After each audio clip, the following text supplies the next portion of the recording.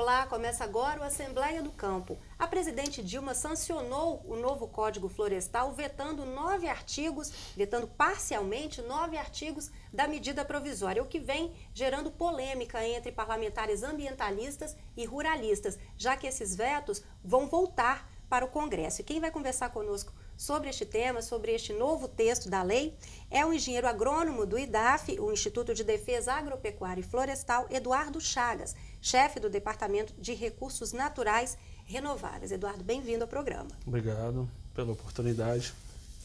Eu gostaria de começar te perguntando com relação ao trâmite desta matéria. Eu falei bem resumidamente, né, que a presidente vetou, ela sancionou o novo código, mas vetou alguns artigos da medida provisória. Como é que tudo isso aconteceu? Bom, eu gostaria de fazer um histórico rápido só para demonstrar a evolução e como que isso tudo aconteceu. Até maio, o texto do Código Florestal que estava em vigor era de 65, com diversas modificações ao longo do tempo. Isso tudo entrou em discussão no Congresso há vários anos e, em maio, foi publicado a Lei 2.651, que instituiu o novo Código Florestal. Porém, esse novo código recebeu alguns vetos da presidente. Então, ela editou uma medida provisória, né, que estabeleceu alguns critérios que não estavam no texto que veio da Assembleia e do Congresso. Essa medida provisória foi motivo de análise pelo Congresso novamente, né, gerou um projeto de lei, né. Esse projeto de lei foi analisado pela presidente Dilma e publicado, aí sim que recebeu, né, 9 vetos parciais, né. Em paralelo a isso, foi publicado uma nova lei, né, que alterou a que tinha sido publicada, a 12.651, e um novo decreto federal regulamentando, né, em caráter geral, o CAR e o PRA. Então, assim, resumidamente, essa foi a evolução dos fatos, né? Sobre o CAR e o PRA, a gente vai falar daqui a pouquinho. Sim, com certeza. De acordo com a ministra do Meio Ambiente, Isabela Teixeira, os vetos eles foram fundamentados naquilo que é o princípio da edição da medida provisória, que significa não anistiar, não estimular desmatamentos ilegais e assegurar a justiça social, a inclusão no campo em torno dos direitos dos pequenos proprietários e agricultores familiares. São palavras da ministra, né? O senhor concorda com essa afirmação? Bom, a presidente ela utilizou o direito constitucional dela de sancionar ou vetar, né, o texto que sai do Congresso e vai para ela. Depende do ponto de vista, como você bem colocou, há divergências entre os ambientalistas e ruralistas, né, se é que a gente pode enquadrar dessa forma, né. O interessante é que chegasse num acordo comum que fosse, né, no mínimo razoável para ambas as partes, para se ter um texto final. Mas a presidente não concordou com alterações que o Congresso realizou, né? Em algumas situações ela teve que vetar para prevalecer o entendimento dela com relação aos fatos que iam beneficiar de forma mais geral a população, né, os pequenos proprietários, as áreas de preservação permanente. Então, concordar ou discordar do posicionamento da presidente depende de um ponto de vista, e isso, né, ela está utilizando o direito que ela tem de estabelecer essas normas. Uhum. Entre os artigos vetados pela presidente, o que causa muita polêmica, agora a gente vai falar especificamente dos vetos, né? Certo. O que causa muita polêmica é o que previa uma recuperação de pelo menos 15 metros das matas de beira de rios, né, em propriedades médias e grandes. Com o veto, esse limite mínimo volta a ser de 20 metros. Isso, exatamente. A proposta do Congresso é que os proprietários que possuem de 4 a 10 módulos fiscais, né, esses módulos aqui no estado eles variam de 16 a 60 hectares, a maioria dos municípios gira em torno de 20 hectares. Né. Então, a proposta do Congresso estabelecia que proprietários de 4 a 10 módulos fiscais teriam a obrigação de recuperar uma área de APP de 15 metros para os rios de até 10 metros de largura. As APPs são as áreas de proteção permanente? Isso, são as áreas de preservação permanente, uhum, né, que na maioria dos casos são em torno de recursos hídricos. Então, essa obrigação passou de 15, né, que era a proposta do Congresso, para 20 metros para essa classe de propriedades. O que isso representa mesmo para o produtor? Bom, tem duas linhas de raciocínio, né? Para o produtor, ele tem uma obrigação maior, né, de recuperação de áreas de preservação permanente. Isso implica em perdas de áreas produtivas e maior custo para se adequar, já que a recuperação de áreas degradadas é um procedimento, dependendo da característica da área, um pouco caro, né? Vai demandar um investimento ali. Vai demandar um investimento, com certeza. Por outro lado, do ponto de vista ambiental, você tem um maior benefício, porque você vai estar proporcionando a recuperação de uma faixa maior ao redor dos recursos hídricos. Então você tem uma maior proteção desse recurso hídrico. Perde-se na produtividade, exatamente, mas ganha-se na ecologia. Isso, do ponto de vista ambiental. Na preservação ambiental. Exatamente. E os 20 metros, com certeza, é mais benéfico, né? Então, tem esse balanço, né? Por um lado, o proprietário vai ter que investir mais e, teoricamente, perder a área produtiva, né? Mas, porém, por outro ponto de vista, o meio ambiente vai ser beneficiado. E o próprio proprietário, porque falando em área de preservação permanente, você está falando principalmente em qualidade de água. Então, isso é fundamental para a sobrevivência das populações, né? Já que a gente precisa de água para tudo, principalmente para a agricultura. Mas aí houve um nivelamento dos médios e grandes produtores, né? Todos passaram a entrar nessa exatamente. Nessa mesma situação, né? Esse veto, uma alteração, nivelou para cima. Os médios proprietários ficaram com mais responsabilidades, se comparado com os pequenos, que são até os 4 módulos. Então, e essa faixa de 4 a 10 módulos fiscais, praticamente a gente pega quase toda nossos médios proprietários, né? Então, eles receberam uma incumbência maior, né, se comparado com o pequeno, né, e foi nivelado ao grande, aquele grande fazendeiro também. O impacto para o grande, então, vai ser menor do que para o médio? É porque o grande, então, o cidadão que tem mais de 10 hectares, 10 módulos, por exemplo, vamos pegar um exemplo de Linhares, que são 20 hectares cada módulo. Então, 10 módulos dá 200 hectares. Então, o cidadão ele tem uma área razoável de terra para trabalhar. Então, a questão de perder alguns hectares, perder assim do ponto de vista, né, não estabelecer, porque perder a área agrícola, mas ele vai estar ganhando em área ambiental. Em área ambiental. Então, alguns hectares a mais ou a menos para recuperação, quem tem, por exemplo, uma área de 150 hectares para cultivo, ter que recuperar 2 ou 3 hectares a mais, não faz tanta diferença. Quem tem, por exemplo, 50 hectares de área agrícola, perder 5 hectares é muita coisa. Então, isso que tem que ser levado em consideração. Falando em produção agrícola, né, a área usada hoje no Brasil para produção agrícola é de 236 milhões de hectares. A partir da vigência do código, se ele for vigorar do jeito que a presidente sancionou, essa área passará a ser de 206 milhões de hectares, ou seja, 30 milhões a menos, né? Isso pode afetar a produção de alimentos? Olha, assim, para dizer com detalhes, teria que ser feito, ou terá que ser feito um estudo bem detalhado para ver o impacto dessa modificação. Em nível nacional, a gente está falando aqui. Isso, em nível nacional, né? Em nível estadual também, para a gente ter esse dado com a maior precisão. Agora, contudo, se a gente comparar essas obrigações novas com o código anterior, que estabelecia um mínimo de 30 metros, aí sim, se a gente tivesse que aplicar o código florestal anterior à risca, aí sim a gente teria uma perda de áreas muito significativa, principalmente na nossa região serrana, onde você tem uma condição topográfica que gera muitas APPs, né? Por declividade, por proximidade a curso hídrico, por topo de morro. Então, essa nova lei, ela diminuiu as obrigações de recuperação se comparado com a anterior. Agora, o impacto disso, se ela for, né, devidamente aplicada, eu entendo que perda de produção, a gente vai ter que ganhar isso em produtividade. Mas a gente vai ter a garantia de ter água para, né, fazer a nossa agricultura. Sem água, impossível. O senhor podia detalhar qual o impacto da vigência desse código, né, do jeito que o texto foi formulado agora para o Espírito Santo? do ponto de vista agrícola bom, e ambiental assim, também.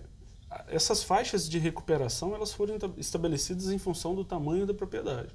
Então, o pequeno proprietário, né, que tem pouca área para trabalhar, ele tem uma responsabilidade menor se comparado ao grande.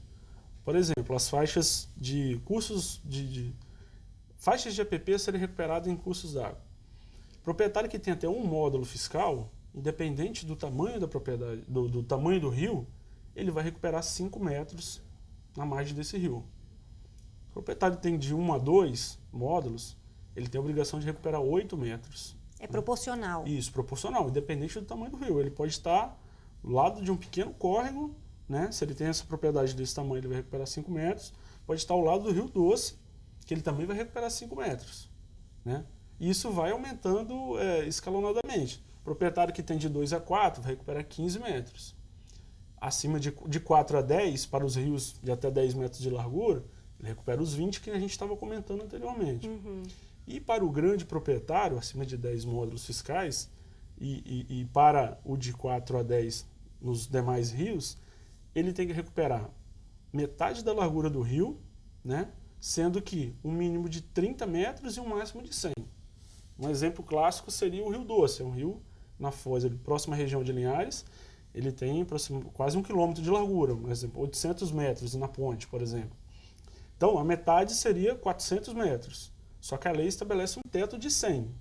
Então, um grande proprietário ali na região de Linhares, ele teria que recuperar 100 metros, e não mais os 500 metros que se estabelecia o Código anterior. E como que os produtores do Estado receberam essa sanção, né, da presidente com esses vetos? Qual é a composição agrícola do Estado? Os pequenos, eu entendo assim, que ficaram, em função de do que era o Código anterior, eu entendo que estão satisfeitos, espero que estejam dispostos a cumprir, né, o que está estabelecido na legislação. Os grandes não são tantas propriedades aqui no Estado. Nosso Estado tem uma realidade fundiária, né? Nós temos muitas pequenas propriedades e uma parcela razoável de grandes.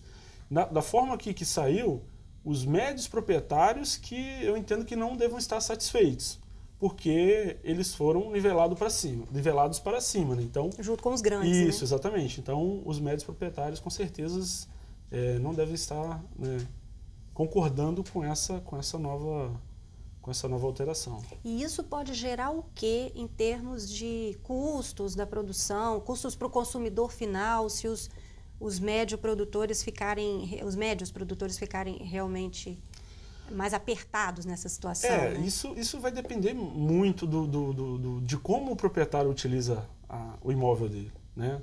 Dependendo do uso de tecnologia hoje, que a gente tem muita tecnologia disponível para a agricultura, ele vai ter que compensar essa perda da diminuição, né, da área agricultável com a utilização de novas técnicas de cultivo, com outras formas de utilizar a terra, que vai compensar essa possível perda de área agrícola. Né?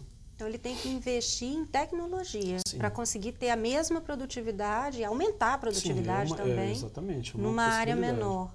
Exatamente. Mas isso se ele tiver um impacto grande, né? Pode ser que, dependendo da realidade dele, ou isso vai depender muito da quantidade de recursos hídricos, de cursos hídricos que ele possui na propriedade. Talvez o impacto pode ser mínimo, mas se ele tem uma propriedade com vários córregos, muitas nascentes, aí sim ele pode ter que é uma propriedade muito bem vista do ponto de vista agrícola, se tem muita água, agora, em função dele ter muita água na propriedade, ele pode ter uma responsabilidade maior e possivelmente ter uma perda de área agrícola. Ok, Eduardo. Agora nós vamos fazer uma paradinha aqui para o nosso intervalo e você continue acompanhando o Assembleia do Campo, que hoje está falando sobre o novo Código Florestal.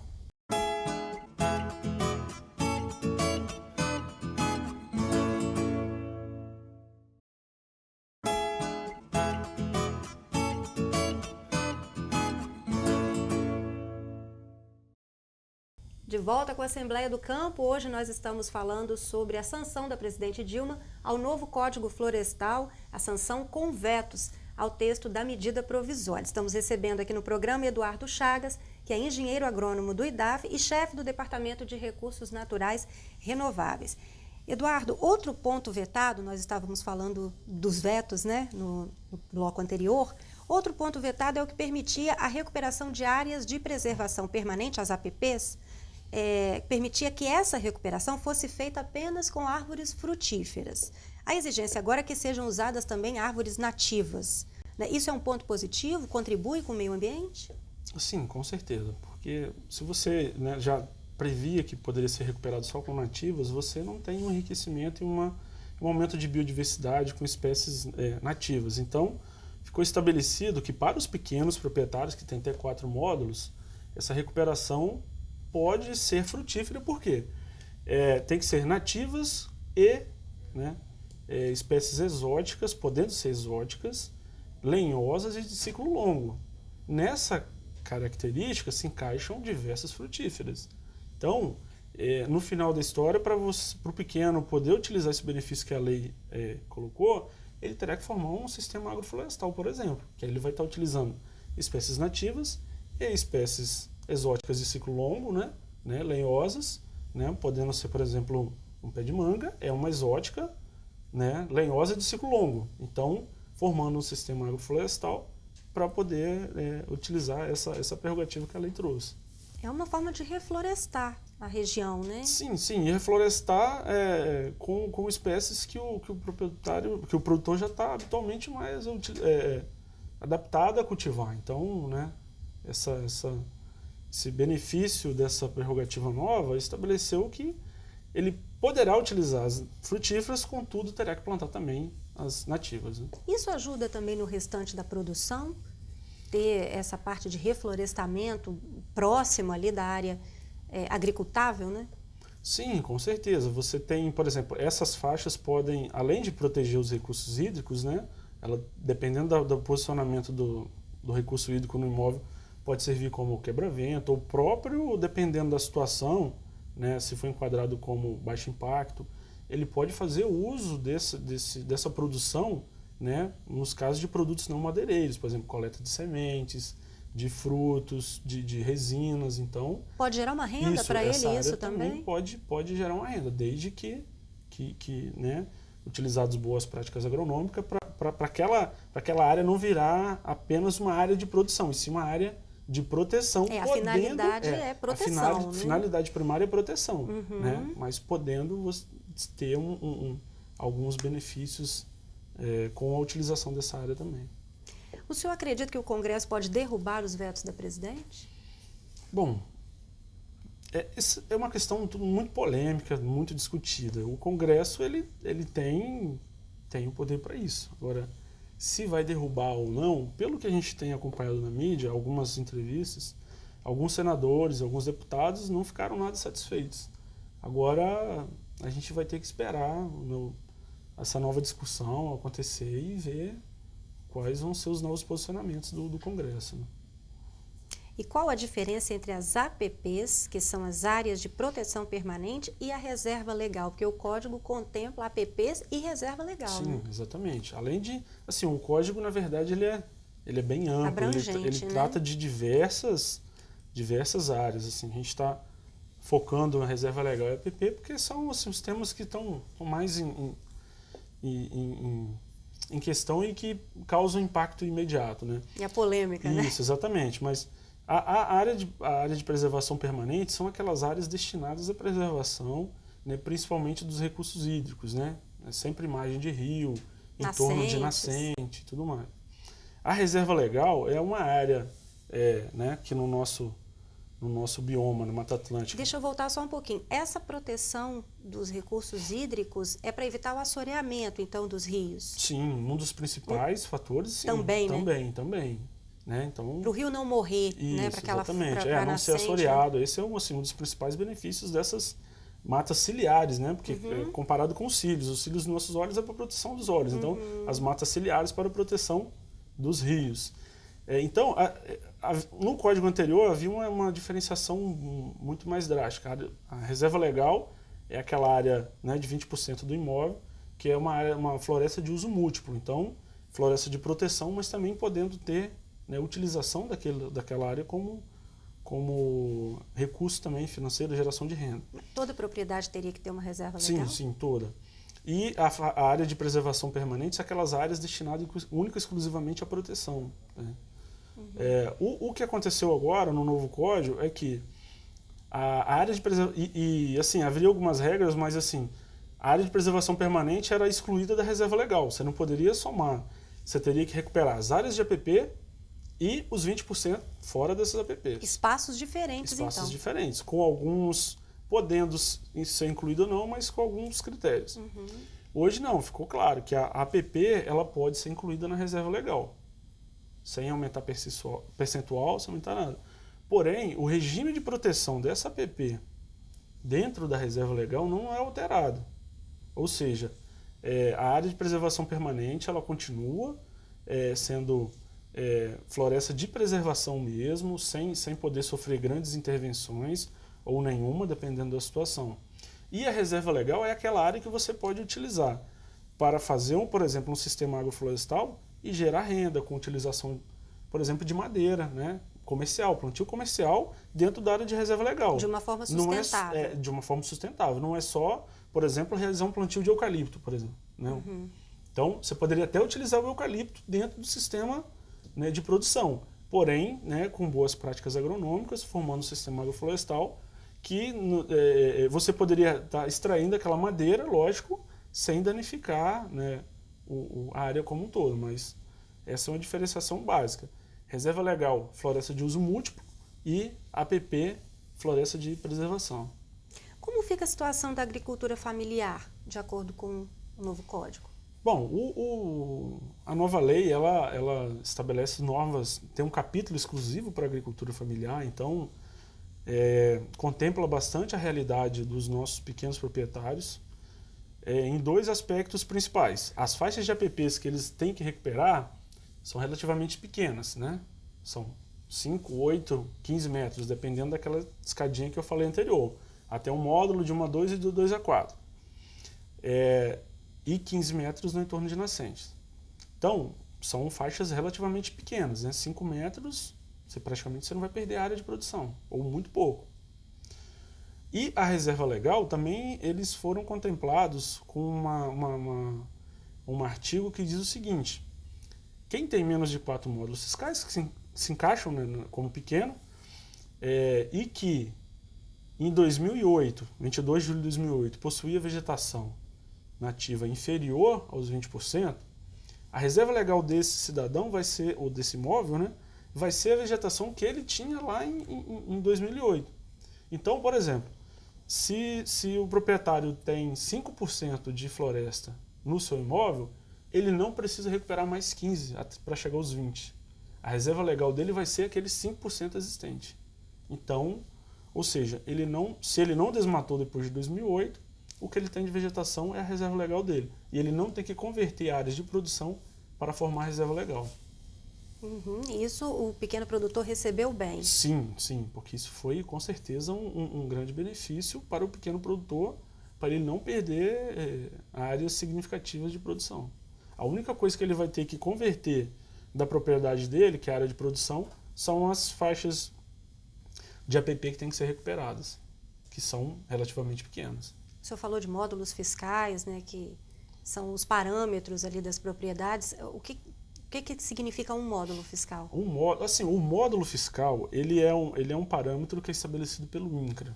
De forma bem simplificada, seria a quantidade mínima de terra que a família teria ali para conseguir sobreviver, né? Por isso que ele varia de município para município, né? Então, como eu falei, o módulo ele varia de 16 a 60. Os maiores módulos estão no município de Montanha, Mucurici e Ponto Belo. Lá, cada módulo possui 60 hectares. De acordo com a extensão territorial do município. Exatamente, de acordo com a extensão territorial e alguns fatores que o INCRA leva em consideração para estabelecer esse módulo. Agora vamos falar um pouquinho do Programa de Regularização Ambiental, que é o PRA. Certo. E o Cadastro Ambiental Rural, que é o CAR, né, que o senhor falou até no início do programa sobre ele, sobre eles. O novo código, ele obriga os produtores a se adequar a este programa e a fazer esse cadastro. Certo. Né? O que eles preveem, o que representa isso para o produtor? Bom, então eu vou começar pelo CAR, porque o CAR ele tem que ser feito primeiro que o PRA. Primeiro cadastro. Primeiro né? cadastro. O cadastro, ele é um cadastro eletrônico de âmbito nacional, né? Resumidamente, toda propriedade terá que ser feito um mapa de uso de solo dela, com as prerrogativas que a lei traz. Ou seja, tem que ser delimitado dentro do polígono da propriedade as áreas de remanescente florestal, as áreas de uso restrito, as áreas que já estão ocupadas, né, que são as áreas consolidadas, áreas de preservação permanente, áreas de reserva legal. Então é pegar a propriedade e fazer um raio-x dela. Olha, aqui é floresta, aqui é área de produção, aqui é área de preservação, aqui é reserva legal. Um mapeamento. Um mapeamento, né? Isso com um sistema de coordenadas e tudo mais. Então, esse mapeamento vai ter que ser inserido em um banco de dados, né? Que é o CAR, que é o Cadastro Ambiental Rural, e ele vai receber um certificado dizendo que ele está inscrito no Cadastro Ambiental Rural. Nós, o órgão florestal, vamos analisar esse cadastro para aprovar a localização da reserva legal. Então, aí já cumpriu-se uma etapa inicial, que é a inserção do imóvel no Cadastro Ambiental Rural, onde a gente vai ter uma excelente ferramenta de gestão, que a gente vai ter as propriedades todas mapeadas e saber, né? Aí entra o trabalho do IDAF, né? Isso, aí entra o trabalho do IDAF. Para os pequenos, o IDAF tem que apoiar na captação dessas coordenadas. Né? Então, feito o cadastro ambiental rural, o proprietário ele vai ter que fazer a regularização do imóvel se ele tiver passivo. Como a maioria das propriedades possui passivos, principalmente recuperação de APPs, que aí são essas faixas que a gente estava comentando. Fez o cadastro dele, ele tem um pequeno rio que passa na propriedade e vai ter que recuperar os 5 metros. Um exemplo, esses 5 metros ao longo daquele curso d'água, por exemplo, dá meio hectare. Então, ele tem um passivo de meio hectare de área de preservação permanente que terá que ser recomposta.